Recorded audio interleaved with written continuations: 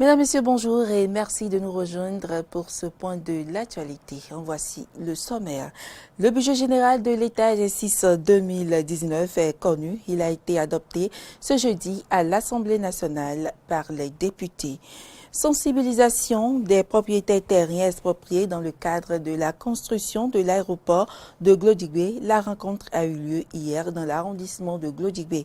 Et puis report de l'élection présidentielle en République démocratique du Congo. La commission électorale a convoqué une réunion à l'Assemblée nationale avec les candidats aux élections.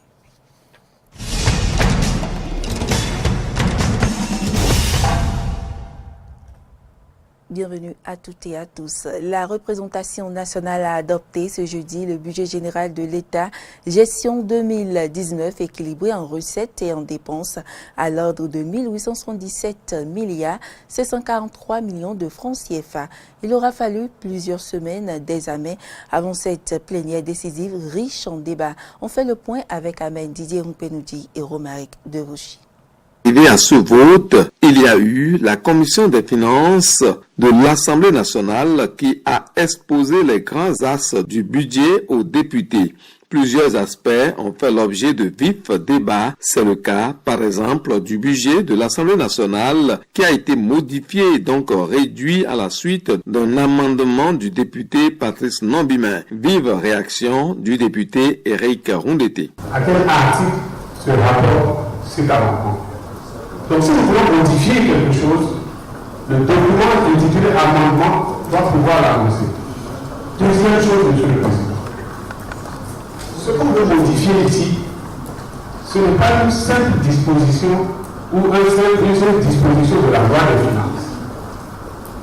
C'est le budget de l'Assemblée nationale voté en séance plénière, conformément à notre règlement intérieur et conformément à la Constitution. Les modifications qui nous sont proposées là, quel est leur fondement? Pourquoi devons-nous modifier ça? Le président de l'Assemblée nationale, Maître Adrien Ngwedji, tranche sans grande difficulté. Tu n'as pas besoin d'aller chercher des explications. Voilà. Par conséquent, moi je vais demander à la plénière si elle est d'accord pour que le budget de l'Assemblée nationale soit réduit à 15 milliards 751 millions 989 000 francs. Quels sont ceux qui sont pour? Merci. D'autres points soulevés par des députés de la minorité sont relatifs, entre autres, à la taxation, dont des mesures nouvelles sont introduites dans la loi des finances. Le président de la commission des finances apporte l'éclairage. Que nous avons tous déploré ici, quand le gouvernement a pris un décret pour, disons, augmenter, pour fixer des taxations concernant les produits GSM. On avait dit que le vote de l'impôt des taxes incombe au Parlement et non au gouvernement. Et le gouvernement a pris un décret pour rectifier. Alors cet amendement ici, c'est pour confirmer ce qui a été rectifié. Puisque ça a été rectifié, et pour éviter que le gouvernement, dans le futur, prenne encore des décrets, il vaut mieux mettre dans le ciment de la loi de finances cette rectification qui a été apportée. Ce n'est pas plus que ça. Le ministre d'État en charge du développement, Ablaye Biotchane, et celui en charge de l'économie et des finances, Romuald Wadahi, présents à l'hémicycle, ont apporté des précisions à la suite des préoccupations des députés sur ce projet de budget général de l'État gestion 2019. Le test du budget à exécuter par l'État béninois en 2019 de l'ordre de 1877 milliards 743 millions de francs CFA soumis au vote a été adopté à l'unanimité moins 11 voix. Avant cette adoption du budget, les ministres en charge de l'économie et des finances et celui en charge du plan du développement ont apporté des éclairages nécessaires aux députés. On écoute le ministre Wadahi et le ministre Abdoulaye Biotchane. Nous travaillons en toute bonne foi pour l'ensemble des Béninois et si quelqu'un trouve qu'on pourrait faire différent, je pense que c'est l'occasion de faire des propositions. Moi, je suis quand même surpris que, après deux mois de temps travaux, vous avez vu, nous avons eu plus d'une quarantaine d'amendements. La pas accepté. Il y a même des députés de la minorité dans la phase de préparation du budget qui nous ont fait des propositions intéressantes que nous avons déjà intégrées dans le budget qui a été introduit. Mais si aujourd'hui on a des critiques, mais qu'on n'a aucune proposition, et quand on veut critiquer, surtout que quand on a la presse, quand on a nos populations qui nous écoutent, peut-être évitons de faire peur. Parce que tout à l'heure, quand on dit le gouvernement a créé plein de taxes, on cite le taxe sur le marbre. Bien entendu, il faut le faire. Si on ne l'avait pas fait avant, tous les autres pays le font, le marbre, qui met le marbre chez lui? Quand on taxe ça, on n'a pas à critiquer l'État pour le taxe sur le marbre, taxe sur les pierres précieuses. Et même parfois, quand c'est des choses qu'on fait et qui n'ont pas d'incidence, on le présente pour faire peur. La table de séjour sur les hôtels, nous ne l'avons pas créée. Elle existait sous l'ancien régime. Et surtout, ce que nous avons fait, c'est corriger une injustice. Aujourd'hui, le même fonctionnaire, au lieu de payer 1000 francs, quand il paye 20 000 francs, désormais, il paye 500 francs. Donc, quand on revoit une taxe pour permettre aux fonctionnaires de payer moins, on critique, vous avez créé une nouvelle taxe. On n'a pas créé de nouvelle taxe sur le Mickey. 1 million de personnes qui sont dans la filière coton à la fin de la campagne, demandez-leur si quelque chose n'a pas changé dans leur vie. Ils vont nous répondre que oui. Allez à Balikwara et voyez le nombre de maisons que les gens ont construites, ceux qui ont acheté des motos, etc. Donc, nous sommes en train de regarder l'avenir 2019. Les propositions qui ont été faites, la plupart ont été acceptées. S'il y a encore des propositions, nous sommes prêts à les étudier. Je vous remercie. Le ministre de l'économie et des finances l'a dit, nous travaillons pour tous les étudiants. Et le travail qui est fait depuis 2016 a pour objectif de redresser notre économie et de le mettre au service des Béninoises et des Béninois. Et ceci a été fait avec le soutien de l'Assemblée nationale. Il y a eu des dizaines de lois qui ont été votées ici pour soutenir les réformes. Les crédits qui ont été votés depuis 2016. À travers ces différentes actions, nous avons déjà développé des projets, des programmes, des actions qui donnent déjà quelques résultats pour nos compatriotes. C'est pour ça que je veux le rappeler pour qu'on n'ait pas le sentiment que rien n'est fait, il n'y a rien qui se passe. Nous avons déjà quelques indications macroéconomiques qui montrent que la situation s'améliore. Le pays se redresse. Ouadou, à Tangika, Materi, et même à Balikwara, quand vous leur demandez qu'est-ce que vous voulez, ils vous disent donnez-nous de l'eau. C'est pour cela que le gouvernement a fait de l'accès universel à l'eau potable un de ses projets phares. Il s'est déroulé à Porto-Novo du lundi 17 au mercredi 19 décembre la réunion de mise en place du comité interparlementaire de la CEDEAO, de la Mauritanie et du Tchad relatif à la déclaration de Ouagadougou pour le financement adéquat de la santé, le dividende démographique et les politiques de population et développement. Cette réunion s'est achevée ce mercredi. Suivons ici le compte rendu de Amen Titi Ronquenoudi. Au terme des travaux, les participants ont mis en œuvre une feuille de route assortie d'importantes recommandations afin que les pays de l'espace CEDEAO, élargi à la Mauritanie et au Tchad, puissent œuvrer pour que les pouvoirs publics des pays intègrent le financement adéquat de la santé comme une priorité dans leur budget. Le représentant de l'Organisation ouest-africaine de la santé, OAS, Albert Diao, salue les résultats de cette assise de Porto-Novo. Je m'en voudrais ici de ne pas exprimer la satisfaction de l'OAS au terme de ces 3 jours de travaux qui ont vu s'exprimer les différents parlementaires.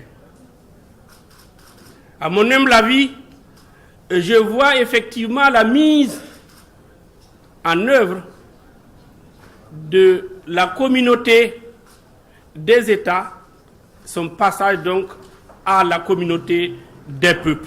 Le Parlement de la CEDEAO prend aussi l'engagement d'accompagner le CIP de la CEDEAO pour la concrétisation de ces résultats. Je tiens à dire au nom du président Cicelo que le Parlement de la CEDEAO, qui a signé à Ouagadougou en juillet l'acte de naissance de ce CIP sera à côté de ce CIP en tant que Parlement pour essayer de faire en sorte que l'OAS qui nous aide soit une institution toujours forte pour ce qui concerne notre santé. On sait que de bonnes choses ont été dites ici. Il faut les mettre en valeur. Le financement de notre santé, la santé des populations de la CEDEAO que nous représentons, est aujourd'hui dans nos mains. Enfin, l'honneur est revenu au député béninois Mohamed Djibigaye de clôturer la réunion du comité interparlementaire de la CEDEAO au nom du président de l'Assemblée nationale, Maître Adrien Ngwedji. Il salue le travail abattu en 3 jours pour un financement adéquat de la santé, le dividende démographique dans l'espace CEDEAO. Tous les aspects du sujet ont été abordés. Les enjeux et les perspectives n'ont pas été occultés. La mise en place du comité interparlementaire est un acquis à l'actif de chaque participant à cette réunion. Je ne doute pas que nos recommandations se traduiront en actes concrets dans nos pays respectifs pour renforcer les lignes budgétaires allouées à la santé. Une conférence de presse a sanctionné la fin de la réunion du CIP-CEDEAO pour mieux informer les médias sur la mise en œuvre des résolutions issues des travaux. Dans quelques mois, les Béninois iront aux urnes dans le cadre des élections législatives et ce avec un nouveau code électoral. Une loi dont certaines dispositions feront l'objet d'appréciations diverses. Il s'agit entre autres de l'article 242 avec la règle des 10%. Que comprendre de ce principe et quelles conséquences pourrait-il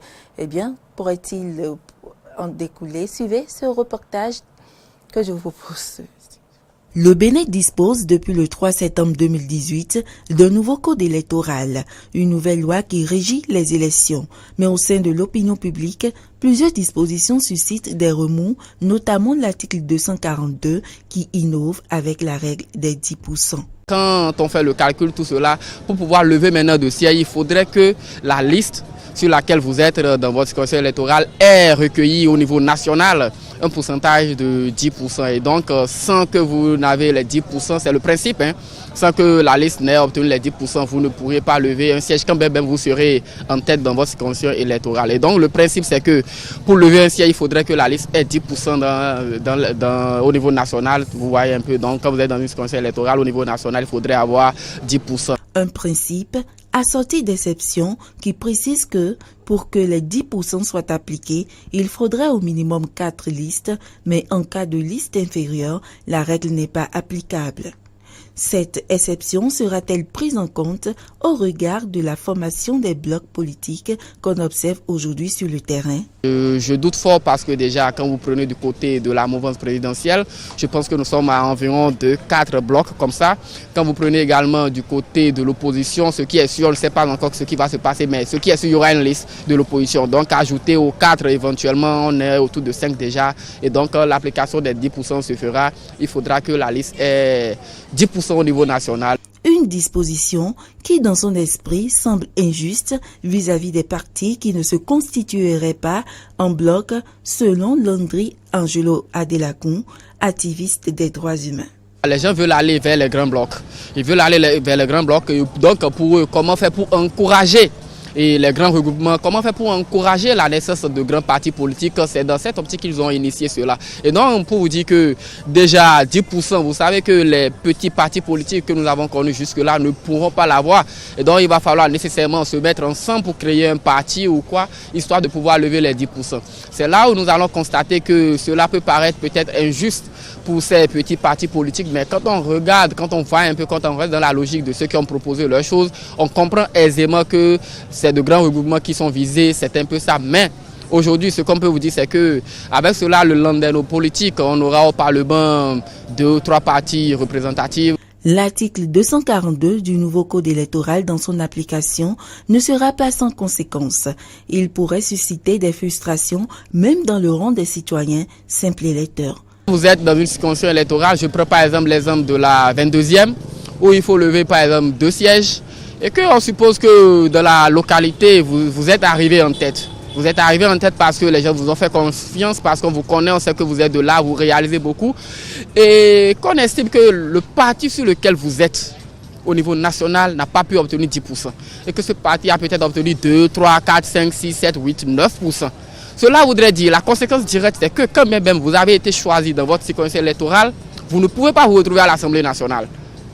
Donc c'est votre second, le second, celui qui est arrivé en deuxième position après vous, dans la circonscription électorale, mais qui a eu la chance que son parti au niveau national a quand même pu obtenir les 10%, c'est lui qui sortira. Cela voudrait dire quoi? Les populations, je dirais à la base, au niveau de cette circonscription électorale, diront qu'ils ont élu monsieur, ils ont élu une dame, mais qui n'a pas pu se retrouver à l'Assemblée nationale du fait de l'application des 10%. Les acteurs politiques et la société civile sont donc invités à jouer le rôle de veille et sensibiliser les compatriotes sur les tenants et aboutissants de cette disposition afin de préserver la quiétude du Bénin.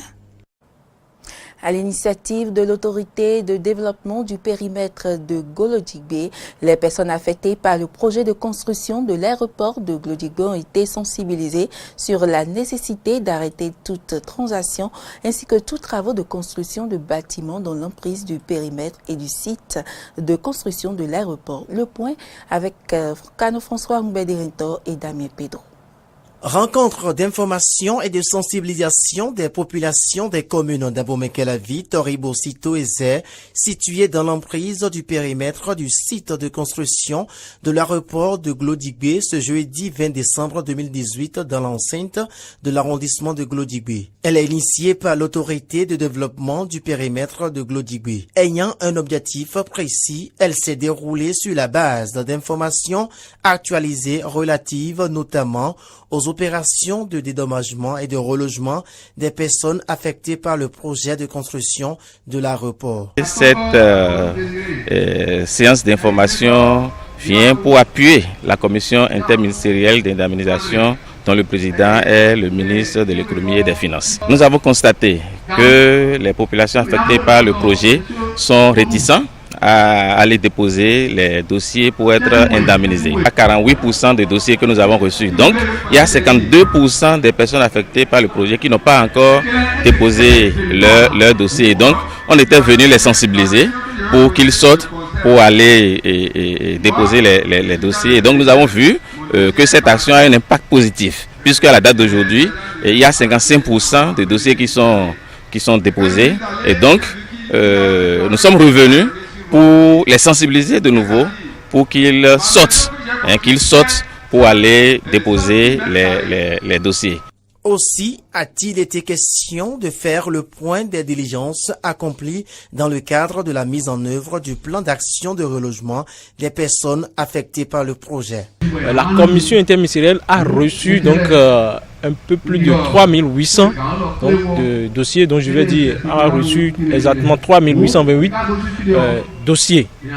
Et sur ces 3828 dossiers reçus, il est à noter que 2524 dossiers ont été traités. Il est à noter qu'il y a un total de 1264 dossiers litigieux en ce moment. Et la commission a reversé donc ces dossiers litigieux à la commission de facilitation mise en place par le chef de l'État. Lui-même au cours de la rencontre qu'il a eue donc avec les populations il y a quelques mois. Et donc cette commission est présidée par le ministre Barnabé Dassigli et donc qui est en charge donc de voir le règlement, l'amiable ou la facilitation ou les questions d'ordre social pour voir éventuellement si ça ne marchait pas vraiment, s'il faut vraiment se retrouver au tribunal ou pas. À l'issue de la séance, les populations cibles concernées ont cerné la nécessité de collaborer et ont promis à apporter leur contribution pour la mise en place des projets structurants prévus sur les différents sites. Les femmes du marché de Sédhié-Dénou sont soulagées parce qu'elles seront désormais à l'abri des intempéries. Elles disposent d'un marché digne du nom pour le commerce à Sédhié-Dénou dans la commune de Zé. Les 8 hangars de 12 places ont été inaugurés ce 20 décembre 2018 par le ministre de la décentralisation, Barnabé Dassigli, en présence du maire de Zé et les femmes du dit marché. C'est un compte rendu de Aristide Setti et Fiak Voitan.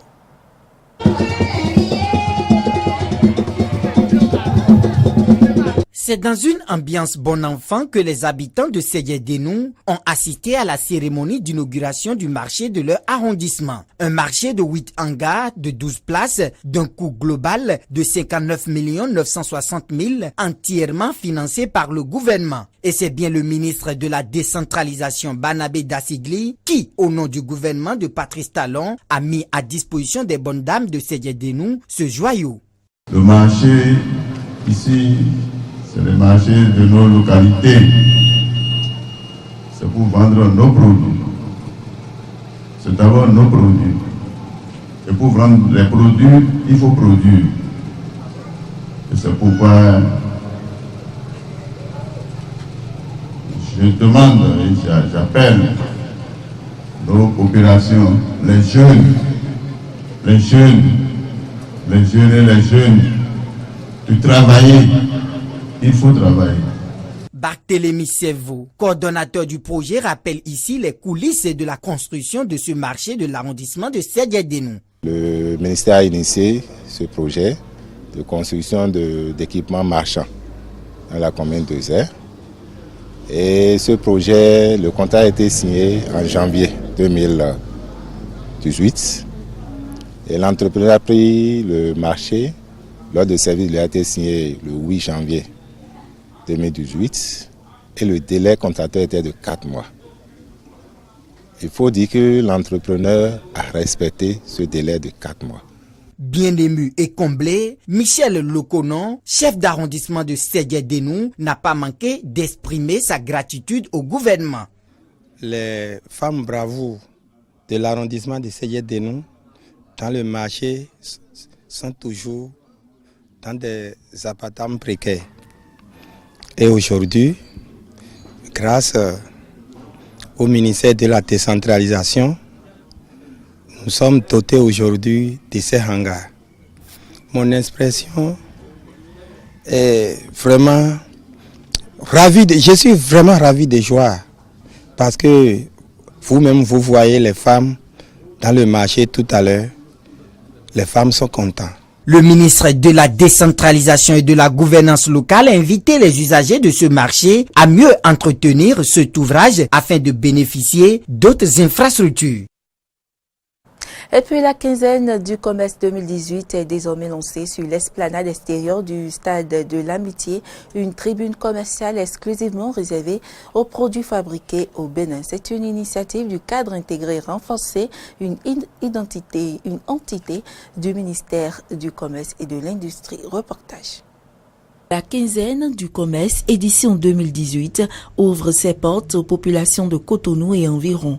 Elle regroupe des exposants venus de plusieurs localités du Bénin avec des produits alimentaires, cosmétiques, culinaires et autres fabriqués au Bénin. Cette fois s'inscrit dans le cadre du programme d'action du gouvernement qui ambitionne d'accompagner le secteur privé à travers la promotion des produits du Bénin. Notre présence ici se justifie donc par cette ambition-là du gouvernement de faire la promotion des produits locaux. Ici, vous êtes sur le stand du programme du cadre intégré renforcé qui accompagne un certain nombre d'opérateurs économiques figurant dans son portefeuille. Le cadre intégré renforcé est un partenariat mondial d'aide pour le commerce regroupant à la fois des organisations internationales, des agents d'appui technique des Nations Unies et les PMA. Les populations sont donc invitées au stade de l'Amitié général Mathieu Kérékou à s'approvisionner pour cette période de fête en produits purement locaux. Moi, je fais la transformation du beurre de karité. J'achète le beurre de karité préparé par les femmes du Nord et je les transforme en pommade, savon et autres ingrédients. Voilà. Je les associe à des huiles végétales, à des huiles essentielles et à d'autres produits de chez nous. La particularité ici, c'est du 100% naturel, sans sucre ajouté. Nous, nos produits, c'est 100% naturel. Il n'y a pas de colorant, il n'y a pas d'ajout, il n'y a pas de sucre. C'est du 100%. Nous préservons, nous luttons à ce que les gens prennent des produits sains, des produits qui seront bons pour leur santé. Donc, IRA, c'est la marque du fruit pressé, qui seront bons pour la santé. La quinzaine du commerce édition 2018 a démarré le 14 décembre et prend fin le 31 décembre. Hors du Bénin, la commission électorale de la République démocratique du Congo convoque une réunion à l'Assemblée nationale avec les candidats aux élections en vue d'un éventuel report du scrutin de dimanche prochain. Un candidat à la présidentielle en RDC affirme avoir été informé par la commission électorale nationale indépendante CENI que les élections seraient reportées pour raisons techniques. On écoute le président de la CENI, suivi d'un candidat. Les préparatifs ont jusqu'alors évolué normalement et toutes les activités déclinées dans ce calendrier sont exécutées conformément à la programmation. Tout de même, aujourd'hui, nous avons l'obligation de discuter avec vous. Mais il nous a informé qu'il va reporter les élections pour des raisons techniques. Et la CENI dit qu'elle est dans l'incapacité technique d'organiser les élections le 23 décembre. Ça, c'est ce que la CENI nous a dit. Mesdames et messieurs, ce journal s'achève ainsi. Merci pour l'attention et à très bientôt.